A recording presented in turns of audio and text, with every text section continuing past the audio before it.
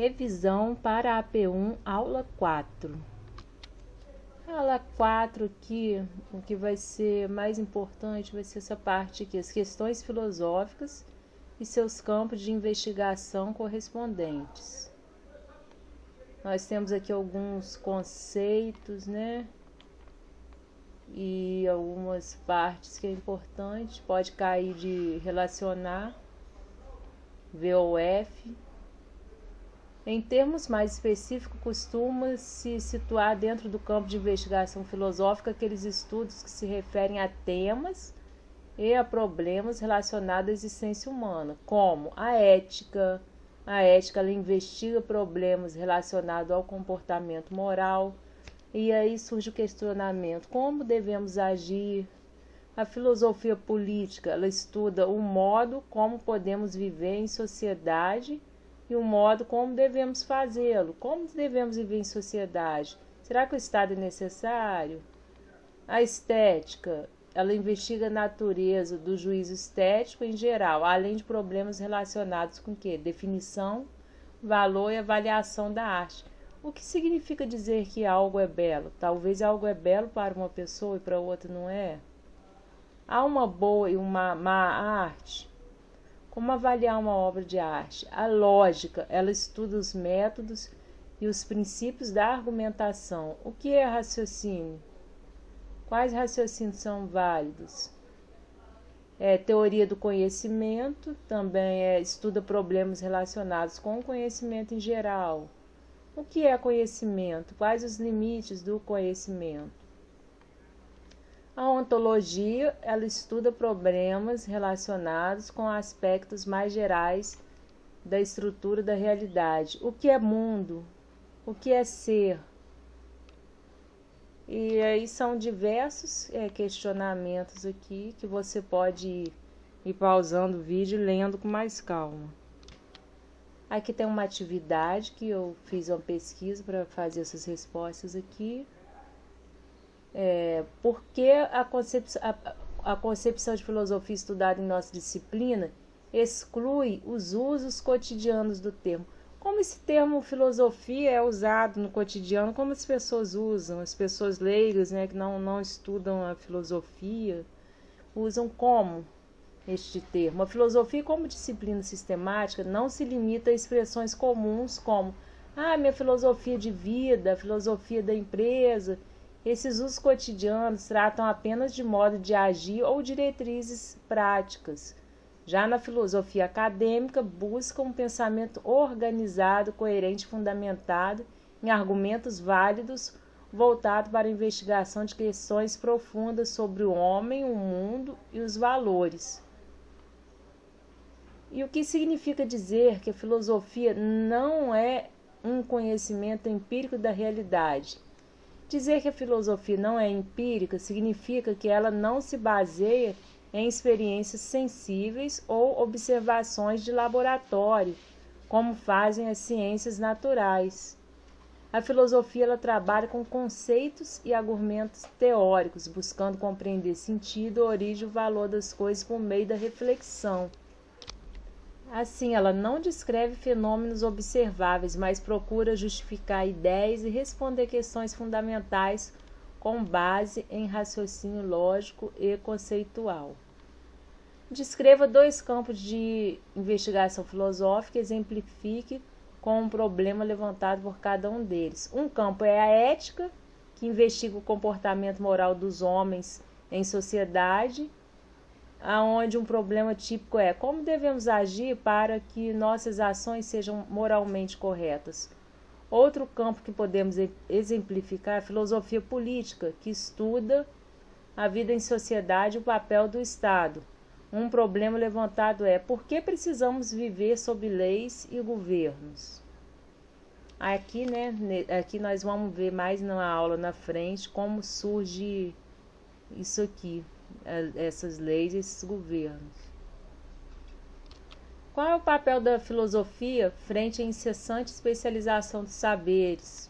Porque os saberes vão sempre mudando, se especializando, né? Com a fragmentação do conhecimento em várias disciplinas específicas, A filosofia mantém o papel de recuperar a unidade do saber. Ela reflete sobre os resultados das ciências, suas implicações práticas e continua a buscar respostas para questões fundamentais como verdade, justiça, liberdade e educação. Assim, a filosofia ajuda a dar sentido e coerência ao conjunto dos saberes, evitando que o conhecimento humano se torne apenas uma soma de partes desconectadas. Aula 5, do saber mítico ao saber filosófico, porque antes era o quê? Eram mitos. Os mitos.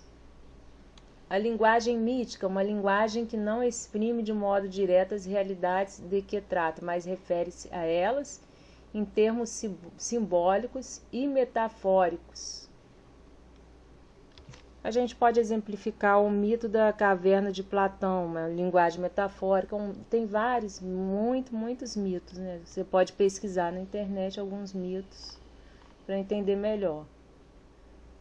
Compreender e saber se apropriar tanto da atitude questionadora quanto do aspecto crítico e argumentativo da atitude filosófica é a condição indispensável na busca da resposta às questões fundamentais que perpassam tanto no curso de pedagogia quanto qualquer outro que exija dos seus estudantes leitura, pesquisa, atitude crítica e formulação de teorias. Essa aqui é uma questão aqui que pode responder uma pergunta assim: qual a importância da filosofia para a educação? Então, o mito e o pensamento filosófico eles são opostos. O pensamento mítico, portanto, é uma narrativa mediante a qual o povo fornece explicações para a realidade em que vive, a origem do mundo, das plantas, dos animais, do bem, do mal, das guerras, do poder, etc. Portanto, surgem questionamentos que não devem permanecer no âmbito das preferências, das opiniões subjetivas, mas, ao contrário, devem buscar ultrapassar essa esfera, dando lugar à construção de um conjunto de ideias e significações que possam ser evidenciadas por meio de quê? Argumentos coerentes, consistentes. Então, daí surge, né, o pensamento filosófico, a filosofia. A linguagem filosófica ela é argumentativa. É nesse sentido que ela se difere da linguagem mítica. O mito ele é um relato sobre a origem do mundo, algumas coisas assim, na opinião das pessoas, de algo.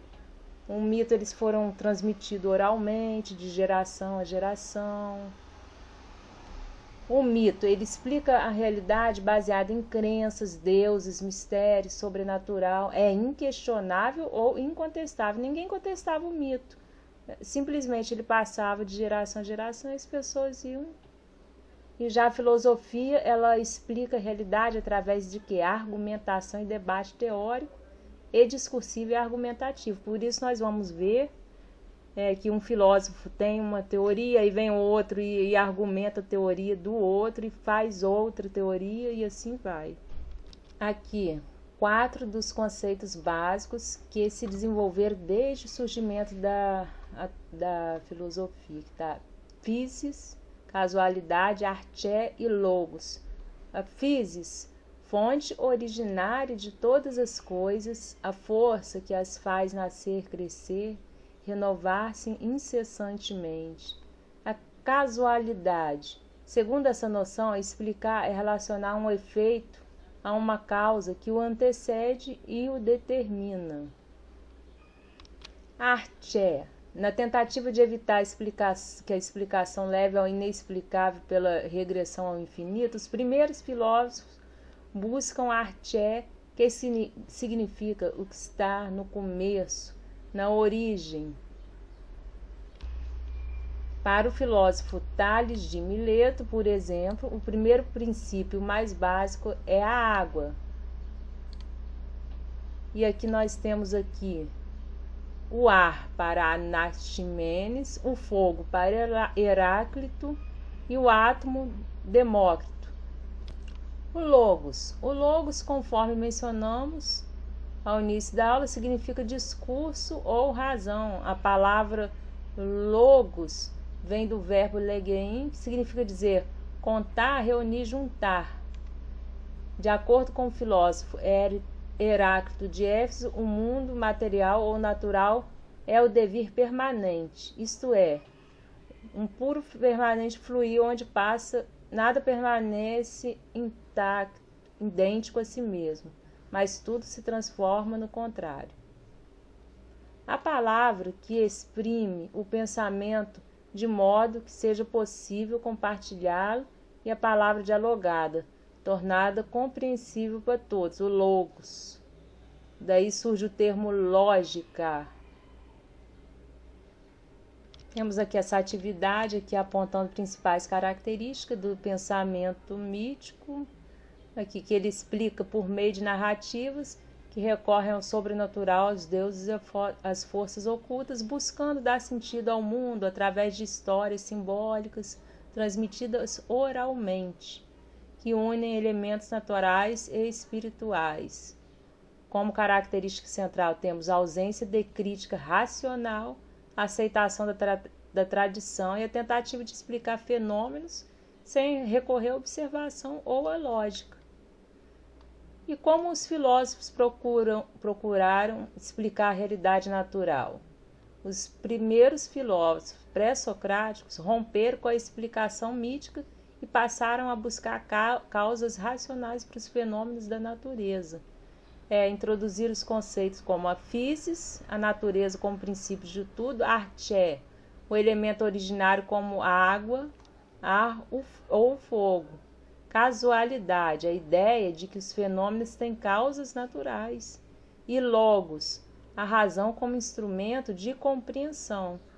Dessa forma, procuraram explicar a realidade sem recorrer ao sobrenatural, mas por meio da observação e da reflexão lógica. O novo pensamento filosófico possui características centrais que rompem com a natureza mítica. Uma característica fundamental é o uso do logos, ou seja, da razão como forma de compreender o mundo, diferente do mito que se baseia em narrativas sagradas e na tradição.